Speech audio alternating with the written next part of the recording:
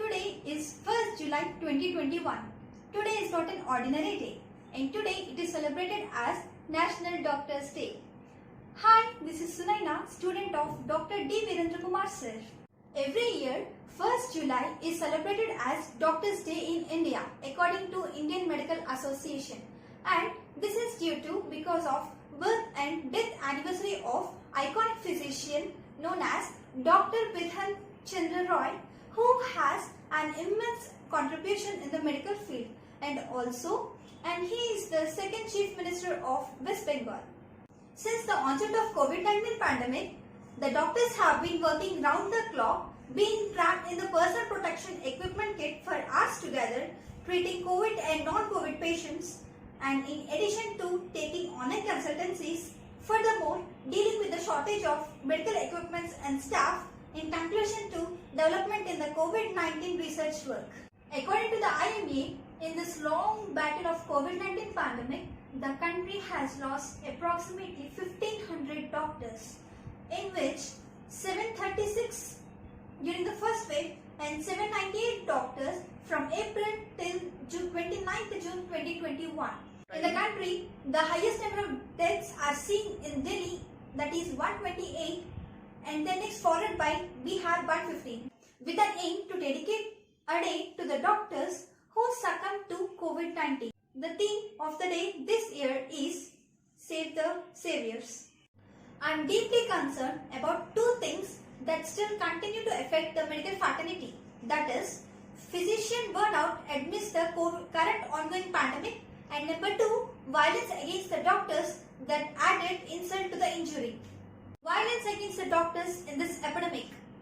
Recently, a doctor was attacked by a police man in Kerala. The doctors serving in the COVID-19 wards are beaten up, brutally assaulted in the Assam, West Bengal, Uttar Pradesh, Karnataka and Bihar. And recently, just a few weeks ago, a pediatrician was attacked in the Tarikale, and intensive care physician was attacked in the Bangalore. According to IMA report, over 80% of the doctors are being stressed out, and 75% of the doctors are to be dealt with the assault and abuse.